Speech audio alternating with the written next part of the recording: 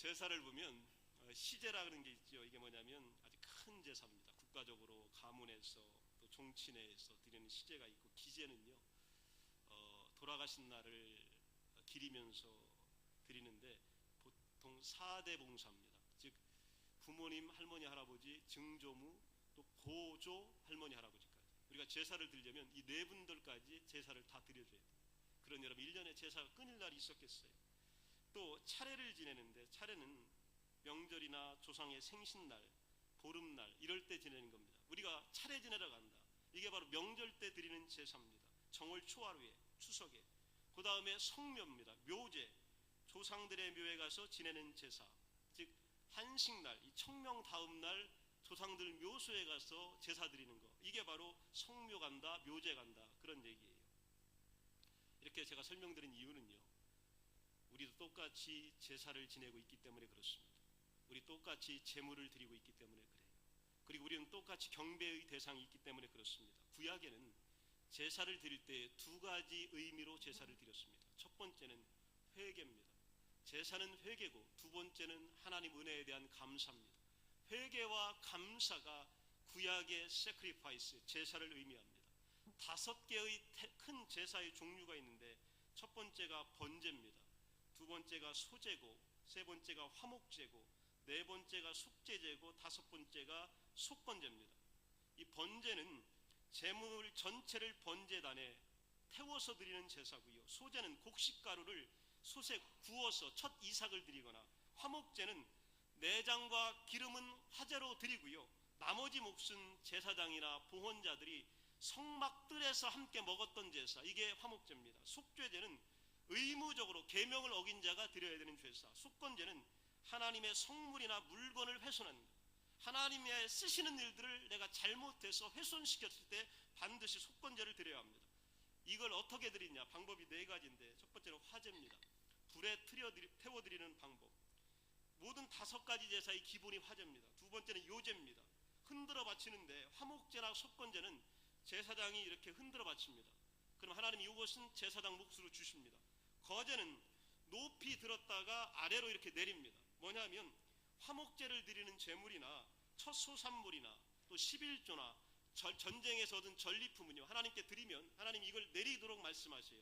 내리면 바로 뭐냐면 너희들에게 내가 다시 주겠다는 선물이에요.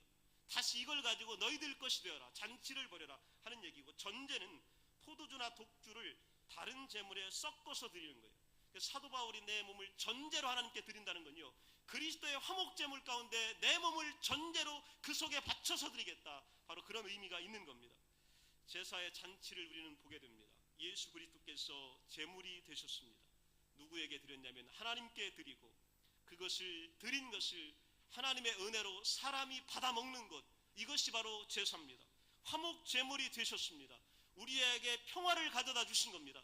예수께서 제사의 제물이 되신 것은요, 하나님과 우리 사이에는 평화가 없었습니다. 에덴 동산에서 쫓겨난 이후로 우리에게는 원수된 말이 하나님과 우리 사이에 있었던 거예요. 그리고 서로 바라볼 수도 없었던 겁니다. 그런데 하나님은 우리 사이에 평화를 예수 그리스도를 통하여 이루어 주신 겁니다. 그러므로 인하여 용서와 회복과 복권의 역사가 우리 가운데 찾아오고, 또 우리에게 양식이 되어 주신 겁니다. 생명이 되어 주심으로 인하여 우리는 이 제물 가운데서 은혜를 입고 살아가는 겁니다. 내가 오늘 본문 1절에 보게 되면 이 제물의 내용이 나옵니다. 내 하나님이여 어찌하여 나를 버리셨습니까? 7절 8절에 보면요, 나를 보는 자가 다 나를 비웃으며 입술을 삐죽거리고 머리를 흔들며 말하되 그가 여호와께 의탁하니 그가 구원하시나 보자, 이렇게 이야기하고요. 14절 15절에 보면 내 모든 뼈는 어그러졌으며 내 힘이 말라 질그릇 조각 같고 내 혀가 입천장에 붙었습니다. 15절에 보면 주께서 나를 죽음의 진토 가운데 그냥 내버려 두셨습니다. 16절에 보게 되면 개들이 나를 에워쌌으며 악한 무리가 둘러 내 수족을 잘랐습니다. 이 심정을 가지고 하나님께 나와서 제사 드린 것이 오늘 본문 22장입니다. 이 예배를, 이 제사를 하나님이 받으신 겁니다. 이사야 51장에 보면 하나님이 구하시는 제사는 상한 심령이다. 오늘도 하나님께서는 제물을 원하십니다. 어떤 제물을 원하시냐면 상한 심령을 원하시는 거예요. 오늘도 고통당하는 심령을 원하시는 겁니다. 눈물을 흘리며 하나님께 통곡하고 참회하고 부르짖는 영혼을 받으시는 겁니다. 그리고 그것이 그리스도의 화목제물과 섞여서 하나님께 올라가는 겁니다. 그리고 나서 하나님이 우리에게 주시는 축복의 역사가 우리 가운데 내려오게 되는 겁니다. 하나님과 화목케 하시는 제사의 부분들을요, 하나님께 드리면 우리에게 화평을 만들어냅니다. 우리의 영이 양식을 이루는 요소와 부분이 되고, 이것을 받아먹으면요 힘이 되고 생명이 되고 능력이 되기 때문에 그렇습니다. 사랑하는 교우 여러분, 성도 여러분, 재물이 아닌 그리스도에게는 양식을 얻을 수가 없습니다. 추진력도 순종할 힘도 나오지 않습니다. 마음의 기쁨도 평안도 얻을 수 없습니다. 우리를 위하여 십자가에서 속죄물이 되시고 화목제물이 되신 예수 그리스도를 통하여 우리에게 양식과 생명과 기쁨과 은혜와 평안이 주어지는 줄로 믿습니다. 여기에 나온 자들이 제사의 기쁨과 잔치를 즐기는 겁니다. 그리스도를 통하여 회개하고 죄를 용서받고 하나님께 감사한 존재들이 오늘 하나님 주시는 은혜와 능력을 체험하게 되는 겁니다. 그리스도를 나의 죄와 세상의 죄를 위한 완전한 제물로 오늘 드려야 합니다. 나와 세상의 양식을 주시기 위하여 죽으신 분, 그분이 바로 예수 그리스도이시기 때문입니다. 오늘 26절 보십시오. 먹는다고 했습니다. 먹어라 이겁니다. 곡간문에서 굶어 죽을 수 있기 때문에 그래요. 먹지 않으면 죽습니다. 식탁이 필요한 음식을 모두 차려놓아도 우리가 입 다물고 있으면 기쁨도 힘도 얻지 못합니다. 먹지 않는데 어디에서 힘이 나올 것입니까? 먹으라는 것입니다. 이 얘기는요, 예수 그리스도의 제물을 먹으라고 하는 겁니다. 오늘 예수와 우리와 합해지는 것을 의미합니다. 예수 그리스도가 내 영과 신체의 일부가 되고 합일되어서 예수 그리스도를 먹어야 우리에게 양식이 되고 복이 되고 기쁨이 되고 내 몫이 되기 때문에 그렇습니다. 그래서 우리가 사는 것이 아니라 예수 그리스도가 여러분 안에 살아야 합니다. 그리스도의 영이 여러분을 다스려야 합니다. 이것을 먹어야 사는 겁니다. 오늘요, 교회 다녀도 예배 드린다고 해도요, 봉사하고 사역한다고 해도 그리스도를 먹지 않으면 내 속에 아무런 힘이 나오질 않습니다. 나하고는 상관이 없어요. 그리스도가 내 안에 계셔야 내가 그리스도와 상관이 있고 하나님과 상관이 있는 것입니다. 식탁에 초대받은 손님도 굶어 죽을 수 있다는 걸 오늘 성경에 우리들에게 이야기합니다. 두 번째 보면 배부를 것이다, 그렇게 이야기합니다. 배부를 것이다. 이거는 be satisfied, 만족해야 할 거다, 충만해질 거다, 그런 얘기입니다. 그리스도는 죽으심의 용서와 부활의 능력이 되셔서 우리의 어려운 환경과 여러 가지 관계와 내적인 조건이 요구하는 것을, 모든 것을 가져다 주시기 때문입니다. 예수 그리스도만이 우리에게 기쁨과 만족을 줄 수 있기 때문입니다. 예수 그리스도의 그 몸을 먹어야, 그 피를 마셔야 우리가 살 수 있기 때문이에요. 그래서 그래야 배부를 것이다. 그의 죽음은 무한한 사랑과 우리 삶의 동기와 추진력과 소망을 품게 합니다. 그분은 완전한 사랑을 주셨고 변함없는 사랑을 우리를 하여금 경험하게 하십니다. 십자가는 사랑의 보증이 됩니다. 양심을 통해 갈등을 풀게 하고 깨끗하게 하고 마음을 밝히고 지도받는 일입니다. 복음 안에서 배불러야 이게 배부른 것입니다. 다른 것을 먹는다면 우리가 어떻게 되냐면 재가 되어서 우리 이를 부러뜨리고 입속에서 모래가 가득하게 하며 영양과 자양분을 잃어버리게 됩니다. 아무리 먹어도 내 몸에 도움이 되지 않습니다. 오늘 예수를 먹어야 내가 되는 겁니다. 아픈 것이 왜 아픈 것이냐면 먹지 못하기 때문에 아픈 거예요.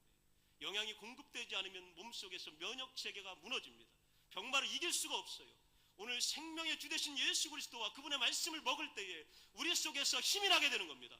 그리고 병마를 이겨나가게 되고 모든 유혹과 시험을 이겨나갈 수가 있게 되는 겁니다. 평화와 사랑, 용서를 위한 유일한 제사의 잔치에 참여하지 않으면 우리는 항상 굶주린 마음으로 방황할 것이기 때문입니다. 우리가 그 자리에 들어가지 못하는 것은 우리 스스로 들어가지 않기 때문입니다. 26절 마지막 절 한 절만 더 봅니다. 겸손한 자가 먹고 배부른다. 성경은 이렇게 이야기합니다. 여기서 겸손한 자는 누구냐면요, 배고픈 자입니다. 영어는 더 푸어예요. 가난한 자, 배고픈 자, 없는 자가 오늘 먹고 배부르다, 그런 얘기예요. 자신이 배고프다는 것을 모르는 사람은 식사 시간을 알리는 종소리를 알아듣지 못합니다. 내 영혼이 하나님의 말씀에 굶주려 있음을 알지 못하는 자들, 내 영혼이 오늘 배고픈 것을 알지 못하는 자들, 내 영혼이 오늘 절박함을 알지 못하는 자들은요, 그 어떤 음식을 가져다 줘도, 뷔페가 차려져 있어도, 오늘 향연이 베풀어져도, 잔치가 베풀어져도 나와는 상관이 없는 겁니다. 그 냄새가 맡기 싫은 거예요. 그 음식이 지겨운 겁니다. 오늘 배고프고 가난해야 그리스도의 영이 우리 안에 음식이 되는 겁니다. 심령이 가난한 자가 복이 있다고 말씀하신 거예요. 하나님을 찾는 자들에게 이 음식이 들어오기 때문입니다. 굶주림의 고통을 느끼고 자신들의 이 전대와 또 벽장이 비어있는 것을 아는 자들은 광야에서 차려진 식탁으로 가서 이사야서 25장 6절에 보면 기름진 것으로 베풀어진 연회를 대하게 되고 맑은 포도주를 마시게 된다, 이렇게 말씀하고 있습니다.